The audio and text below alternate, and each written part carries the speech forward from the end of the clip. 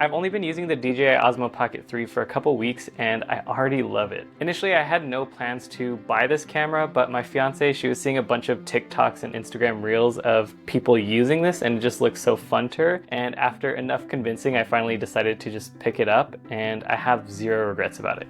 So I ended up getting the creator combo and it has a few additional accessories. For example, the mini tripod, the extendable battery grip, a wide angle attachment, and a leather carrying case. Okay, so first off, the shooting experience really impressed me because of how simple and easy to use it is. It feels as simple as shooting on an iPhone because all you have to do is flip open the screen, give it a couple seconds to boot up, and you can start recording. This honestly makes it the perfect camera for just documenting life and capturing memories because it's not super invasive and it's not gonna slow you down on your trips or just in your everyday life. And my fiance and I recently moved into our first apartment together, so I documented the whole process on this little guy. And while the moving process itself was stressful, using this little camera was super fun and definitely a cool way to just keep a little log of memories. Now initially I was super skeptical of the Osmo Pocket 3 because I personally really love shooting on my iPhone 15 because it's so simple, all I have to do is press record and I don't have to think about anything else. But so far the shooting experience has been just as simple as shooting on an iPhone and the image quality is even better.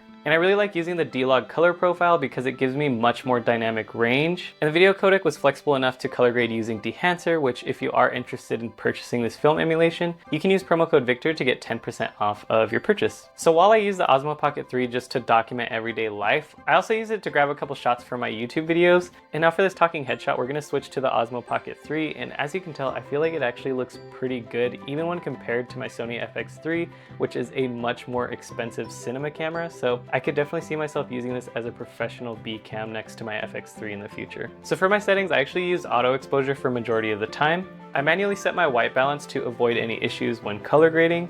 And I set the picture profile to D-Log M to have a flexible image for color grading. And yes, I did shoot everything in 30 frames per second, and I know this breaks the rules of cinematic image quality, which you want to shoot 24 frames per second and have your shutter speed 1/48. However, I find the joy of this camera to be just the ease of use, and for now, I just want to use it as like a fun point and shoot. And I didn't attach any filters because I just wanted to document life and have fun with this camera. So I'll probably get some ND filters later down the line, and eventually I do want to get some more cinematic shots with the Osmo Pocket 3, but for now I just really want to have fun with the camera and use it as a simple point and shoot to document my life, but also get really good image quality. So this really is kind of like a fun pocket cinema camera and I'm definitely here for it. Now, a couple minor things I didn't like is that the touchscreen can be just a little bit finicky when you are adjusting settings. Another thing I wasn't the biggest fan of is the Osmo Pocket 3. If you do want to switch to vertical, you just swipe the screen orientation and press continue. But what this is going to do is turn down your resolution and it's essentially just going to crop in on the sensor. So you're not going to get the full height and width of the sensor. The solution is physically rotating the handle 90 degrees and now you can shoot vertical and utilize the whole sensor. However, I do wish that the gimbal itself could just switch to vertical orientation when you swipe the screen.